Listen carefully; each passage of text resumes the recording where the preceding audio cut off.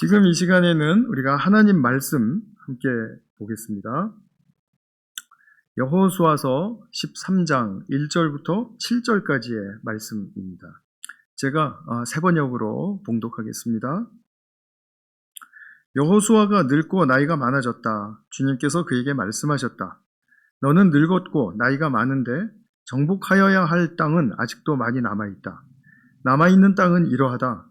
블레셋 사람과 그술 사람의 모든 지역과 이집트의 동쪽에 있는 시홀 시내로부터 북쪽 에그론 경계까지에 이르는 가나안 땅과 가사와 아스돗과 아스글론과 가드와 에글론 등 블레셋의 5 왕의 땅과 아위 사람의 땅과 남쪽으로 가나안의 모든 땅과 시돈의 모아라로부터 아모리 사람의 변경 아베까지 또 그발 사람의 땅과 동쪽의 레바논 땅 전체와 헤르몬산 남쪽 바알깃에서 하맛에 이르는 곳까지이다. 그리고 레바논에서부터 미스르 봇마임에 이르는 산간 지방에 사는 모든 사람들, 곧 시돈 사람을 내가 이스라엘 자손 앞에서 모두 쫓아낼 터이니 너는 오직 내가 너에게 지시한 대로 그 땅을 이스라엘 자손에게 유산으로 나누어 주어라. 너는 이제 이 땅을 9지파와 므낫세의 반쪽 지파에게 유산으로 나누어 주어라. 아멘. 제가 오늘 말씀을 위해서 잠깐 기도하겠습니다. 사랑하는 아버지 하나님, 오늘도 저희들에게 말씀 주셨습니다. 말하는 자와 듣는 자들 모두가 동일한 은혜 안에서 하나님의 말씀을 심령에 또 저희들 삶 속에 잘 새길 수 있는 그런 귀한 기회가 될 수 있도록 축복하여 주시옵소서. 이 시간 주님의 성령께 의탁드리오며 우리 구주 예수님의 이름으로 기도하였습니다. 아멘. 네, 오늘 여호수아서 11번 우리 말씀을 전하도록 하겠습니다. 여호수아서를 또 이렇게 중간에 이렇게 불쑥 듣게 되신 분들은 조금 좀 생소하실지 모르겠는데 오늘 그냥 또 말씀에 이렇게 좀 잘 따라오시다 보면 또 많이 또 이해되시고 또 무리 없으시리라고 이렇게 생각이 됩니다. 오늘 본문 13장부터는 유업의 분배라는 아주 중요한 주제를 다루게 됩니다. 이제 굉장히 지루한 부분이기도 해요. 그래서 이제 많은 우리 설교자들이나 또 이렇게 성경 공부를 할 때에도 13장서부터는 이렇게 좀 많이 건너뛰는 경우가 많이 있습니다. 그런데 이제 그렇게 해야 할 것은 아니라고 생각이 듭니다. 굉장히 중요한 또 이슈들이 있으니까 우리가 그것을 좀 살피도록 하겠습니다. 우리가 지난주에 보신 12장에는 모세와 여호수아가 무찌른 가나안 땅의 그 많은 왕들의 이름을 열거하였죠. 우리가 그것을 보면서 가나안 땅의 이제 주 세력을 장악했구나. 이제 그것을 우리가 알 수 있죠.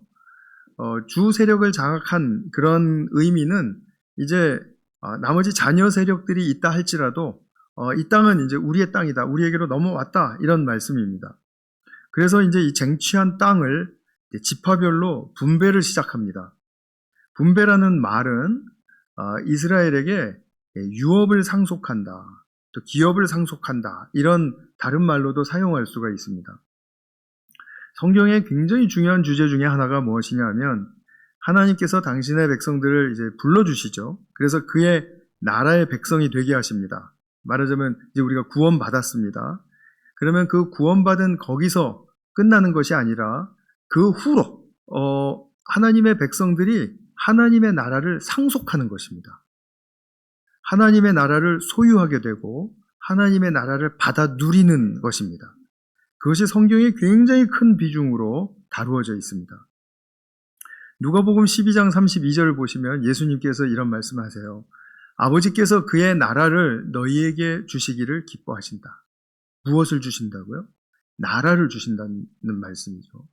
또 마태복음 25장 34절의 말씀에도 보면 내 아버지께 복을 받은 사람들아 창세 때로부터 너희를 위하여 준비한 이 나라를 상속하라. 예수님이 가져오신 하나님의 나라를 상속하라 라는 말이에요. 로마서 8장에도 보면 우리가 믿어서 자녀가 되었으면 예수님과 함께 공동 상속자가 되었다, 이렇게 표현을 해요.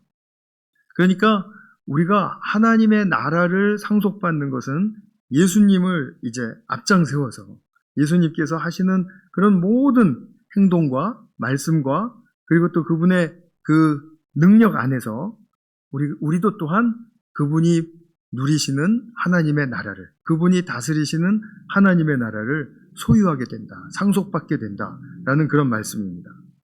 이건 추상적이고 개념적인 이야기가 아니라 우리에게 일어나는 실제 사건입니다. 실제 사건인데 이것을 구약에서는 이제 이런 실제 사건을 앞서서 그림자적으로 이렇게 예시해주는 그런 사건들을 우리에게 말씀해줘요.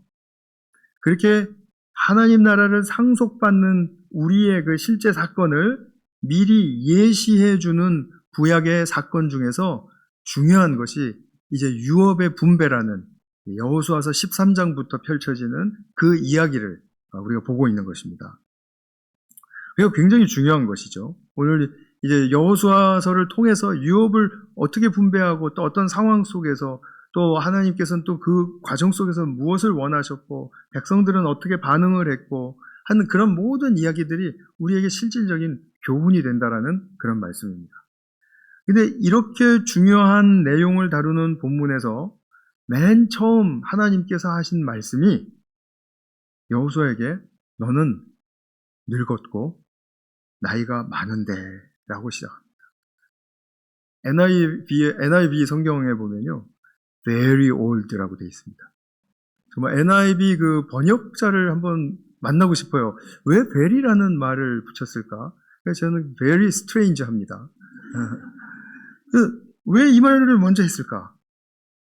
지금 very라고 뭐 강조하고 싶은 바가 있었겠죠. 그래서 오늘 우리 중요한 유업 분배 사건을 이야기를 하면서 우리 성도님들과 이 나이 얘기를 피하지 않을 수가 없습니다. 그죠? 그래서 우리 나이 얘기를 좀 하도록 하겠습니다.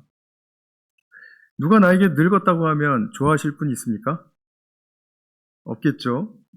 그렇다고 해서 어린 것이 이렇게 얘기하면 또 좋아할 사람도 없죠.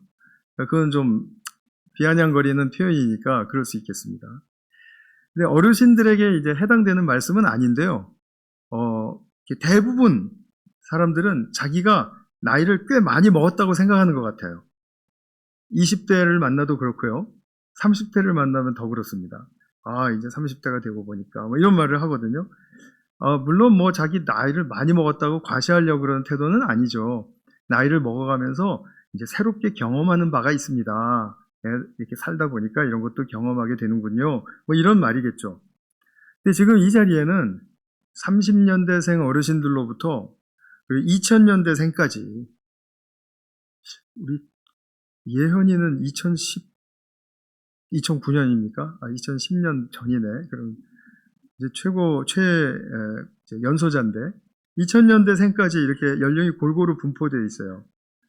그래서 제가 꼭 한번 여쭤보고 싶은 게 있었어요. 지금 자신의 나이에 만족하거나 행복하신 분? 네.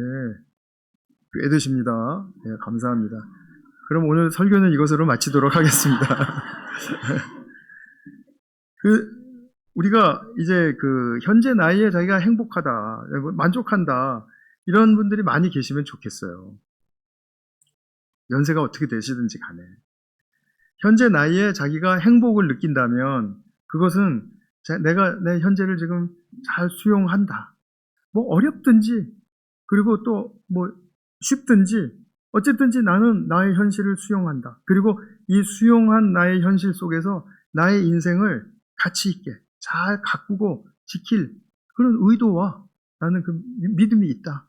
이런 뜻으로 해석할 수 있겠죠. 그런데 현재 자신에게 행복을 느끼지 못한다면 왜일까요? 내가 지금도 좀 더 나은 조건 속에 있어야 되는데, 내가 좀 더 나은 사람이어야 되는데, 사실 이유는 과거에 내가 좀 더 열심히 했어야 하는데, 내가 좀 더 노력했어야 하는데, 내가 좀 더 성취했어야 하는데, 그런 아쉬움 때문에 지금 나는 더 좋은 사람, 더 나은 사람이 될 수 있는데 그렇지 못한 것에 대해서 불만족할 수 있겠죠. 아니면 그냥 잘 지금 이 자리까지 왔습니다. 왔는데 미래에 대한 두려움이 너무 커요. 그래서 작년에는 정말 올 6월이면은 불황이 온다고 그렇게 이렇게 불안해하는 분들이 있었어요. 그래서 다니면서 이 불황 예고를 하면서 전도를 하시고 막 이런 분들이 있었거든요. 근데 일단은 뭐 6월, 7월 돼도 불황은 좀 굉장히 안 좋은 상황이지만 이제 모르겠습니다. 하여튼 간에 곧 닥칠 미래에 대한 그런 두려움 때문에 나 지금 내 자신의 현재에 만족할 수 없다. 이렇게 생각하실 수 있겠죠. 근데 어쨌든 종합해 보면 우리가 삶에서 나의 현실과 그리고 나의 현재의 자신을, 내 모습을 누리는 훈련이 굉장히 부족한 것 같습니다. 그것을 우리가 훈련이 잘 안 되는 것 같아요. 연습이 안 돼요.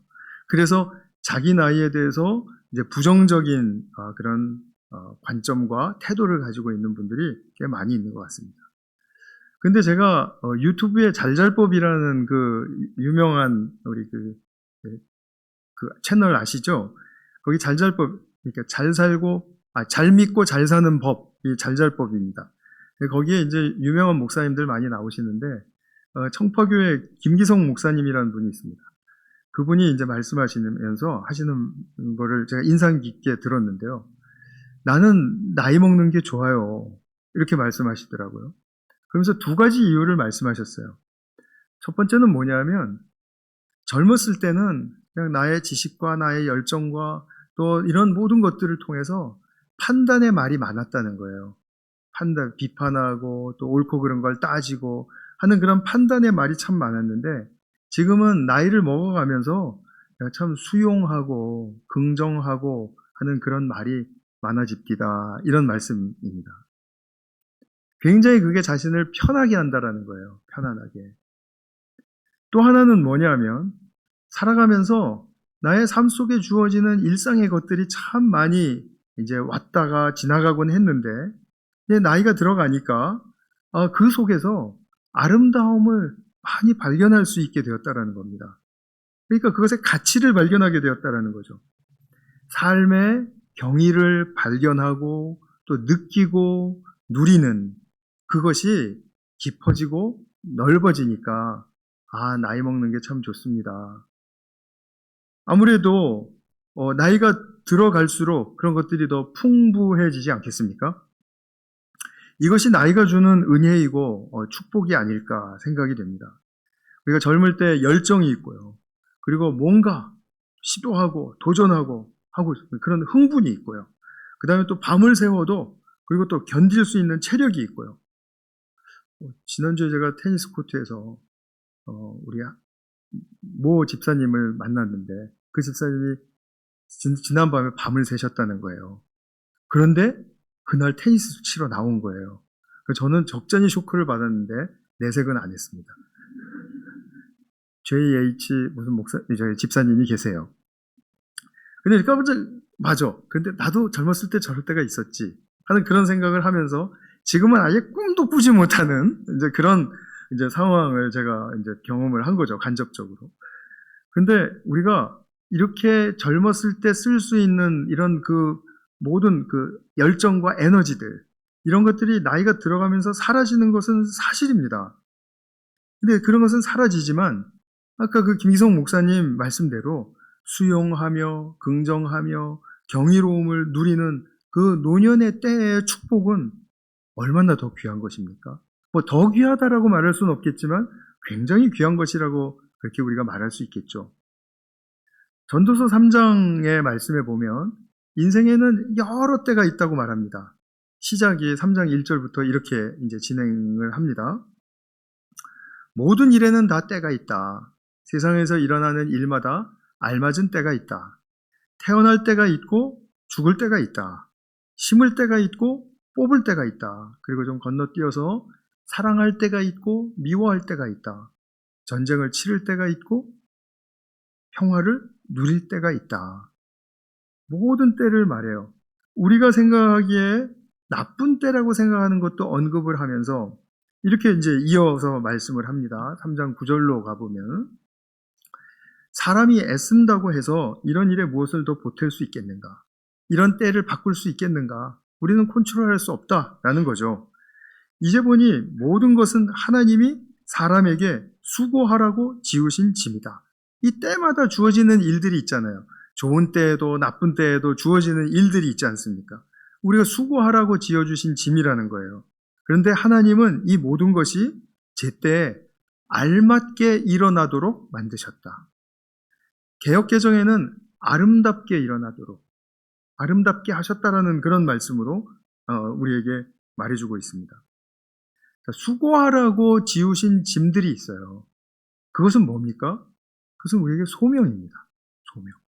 우리에게 부담을 주시고 또는 우리에게 의무를 지어주시려고 하는 그것이 아니라 우리의 삶의 소명이라는 거예요. 그런데 그런 때, 좋든지 나쁘든지 그때 아름다운 가치를 발견하는 것, 그것이 우리에게 무척 중요한 소명이라는 것입니다. 소명의 근간이 된다는 것이죠. 그래서 우리의 모든 일 속에는 소명의 아름다운 가치가 있습니다. 우리 모두가 그러실 거예요. 내가 생각하기도 싫은 정말 안 좋은 때가 있으셨을 겁니다.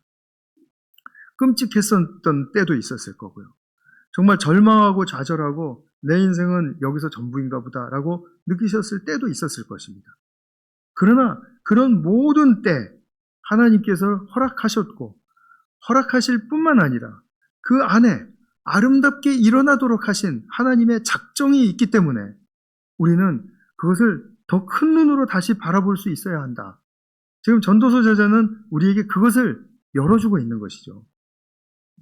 소명이라는 것이 일을 맡는 것 중요합니다. 그 소명입니다. 근데 그것만 말하지 않습니다. 하나님이 젊었을 때부터 늙을 때까지 부르신 그런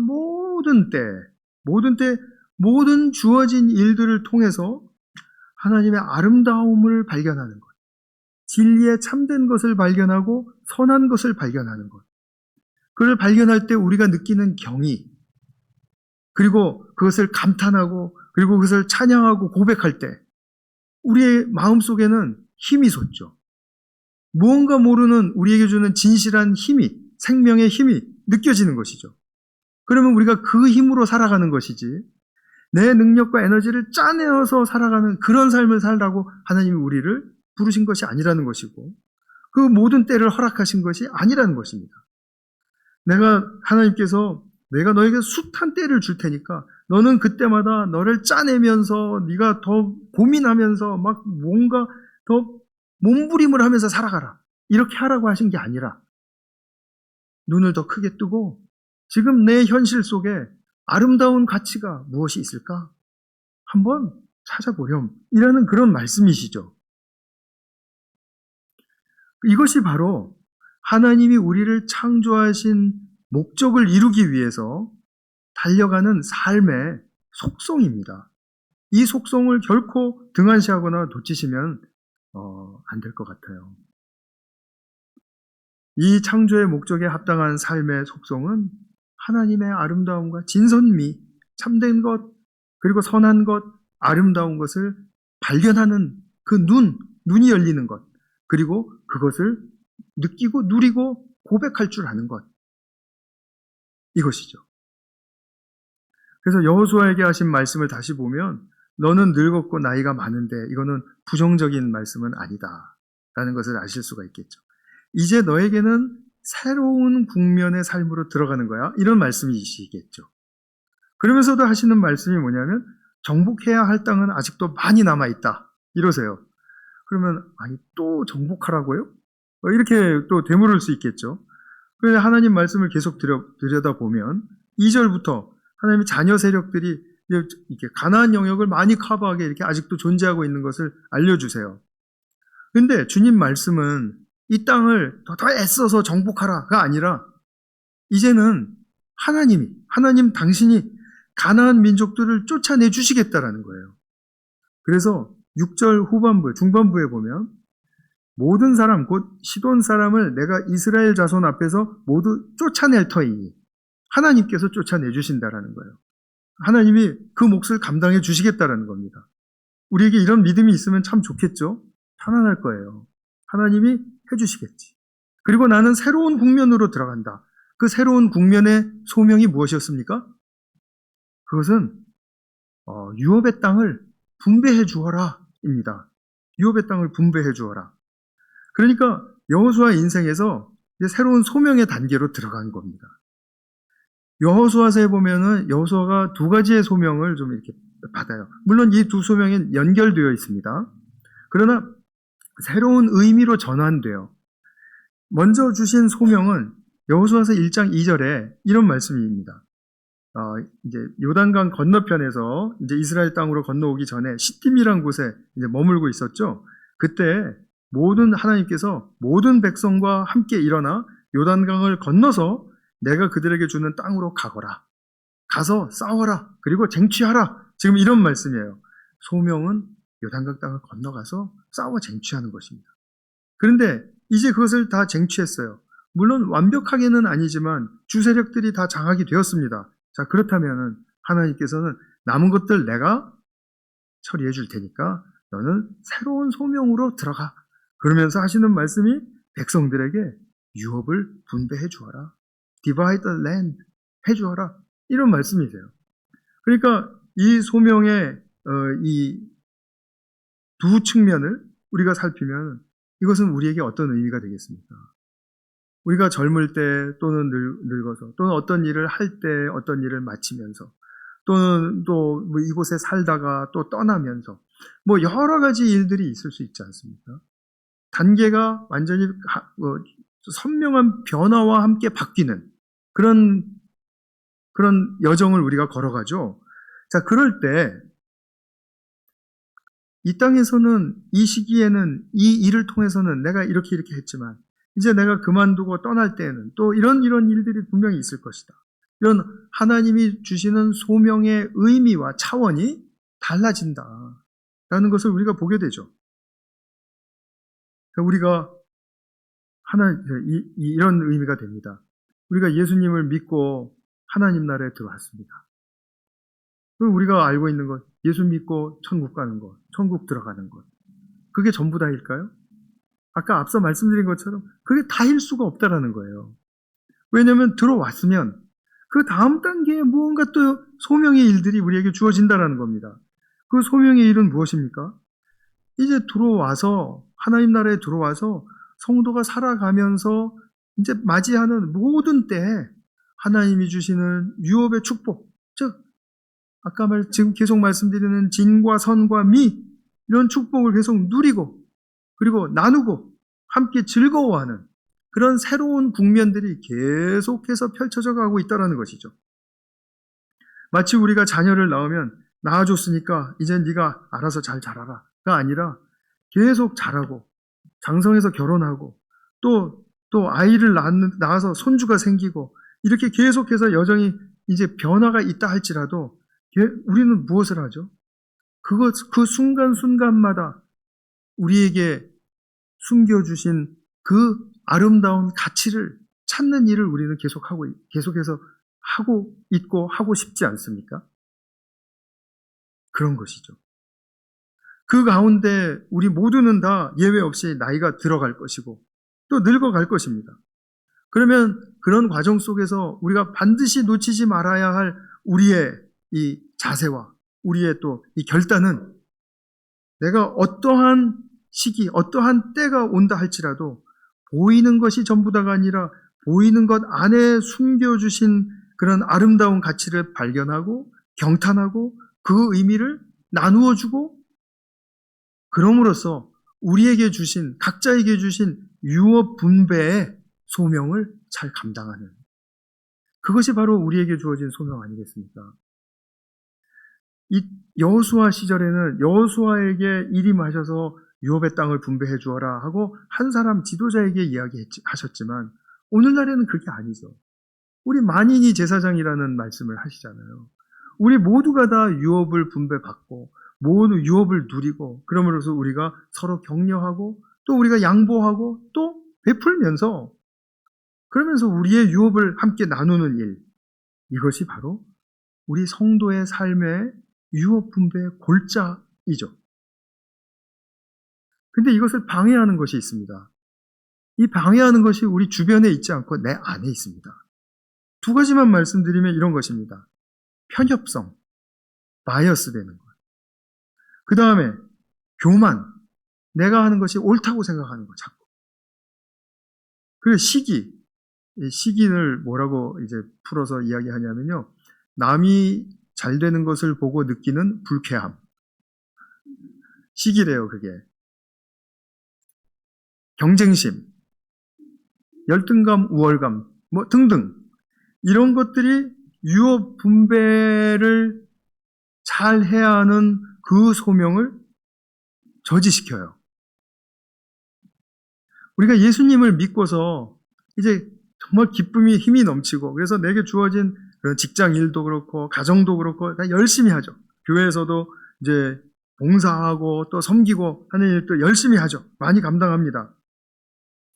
그런데 이 두 번째로 방해하는 게 뭐냐면 쉼과 재충전의 실패입니다. 저는 이것이 굉장히 현대인들에게 더욱 큰 이슈가 되고 있다고 생각을 합니다. 휴가를 가도 쉬어지지가 않아요. 왜냐하면 나를 데려가야 되기 때문이죠. 그런 말씀 들어보셨습니까? 진정한 휴가란 없다. 나를 데려가야 하기 때문이다. 내 집 근처에서 가는 식당에서 웨이터와 싸우는 사람은 휴가 가서도 식당 가면은 웨이터와 싸운다. 뭐 이런 말입니다. 쉽게 풀어서 말씀드리면. 쉼과 재충전. 그래서 이제 제가 이제 교회 이렇게 목회하면서 제가 너무 좀 많이 무리했고 오래 했고 그런 것 같습니다. 쉬겠습니다. 그러면 저는 얼른 쉬게 해드려요. 왜냐하면 이게 너무 필요하기 때문에. 아니면 너무 급할 때는 누구 좀 나타날 때까지 조금 좀 더 맡아주시면 좋겠습니다. 그 대신 이런 일은 좀 더 쉬는 게 어떨까요? 하고 제안을 드려요. 그래서 저는 쉬겠다고 하시는 분들은 무조건 쉬게 해드립니다. 그런데 문제는 뭔지 아세요? 영원히 쉬고자 하는 거예요. 쉰다라는 것은 일정 기간을 전제하는 말 아닙니까? 근데 한 번 쉬면 계속 쉬려고 하는 거예요.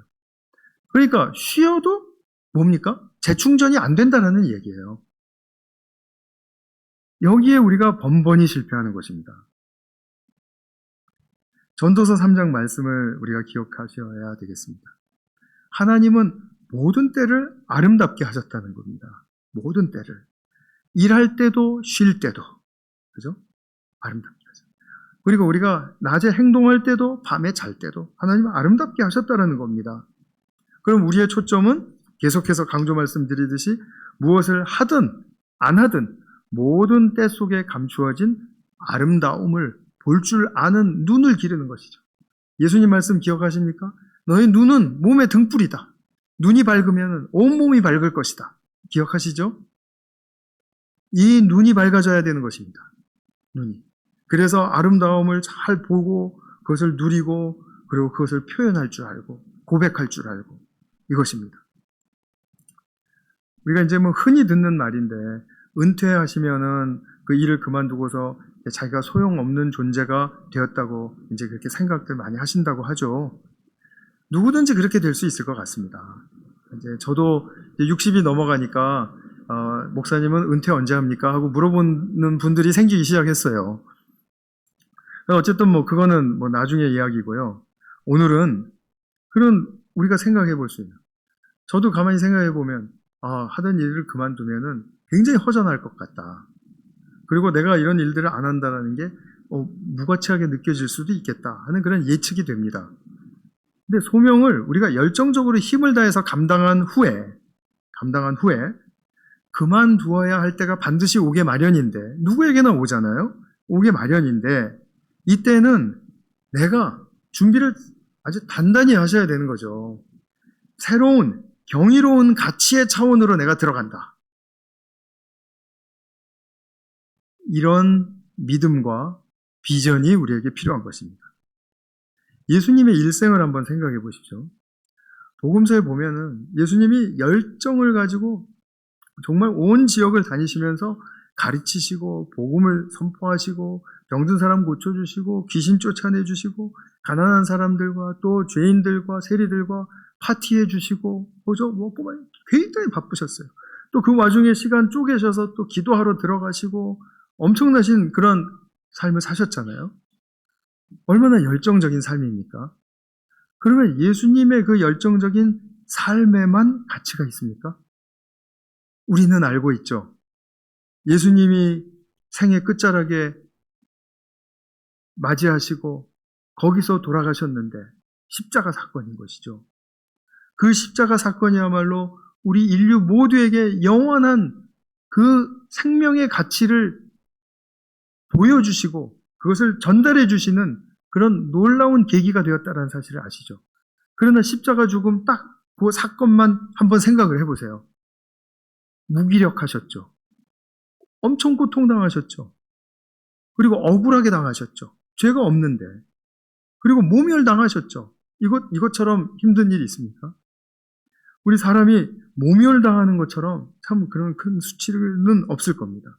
그런데 그런 죽음을 당하시면서도 주님은 그 당신의 십자가 위에서 흘리신 보혈을 통해서 하나님의 구원의 경의를 펼쳐 오고 오는 모든 세대에 보여주셨습니다. 그러면 이 죽음이 어떤 죽음입니까? 너무나도 가치 있는 죽음이죠. 그러나 그 십자가 현장에서는 그것을 알아보는 사람이 있었습니까? 아무도 없었습니다. 예수님께서 불러주신 그 세 제자들, 탑3, 이 사람들도 몰랐습니다. 그 십자가의 의미를.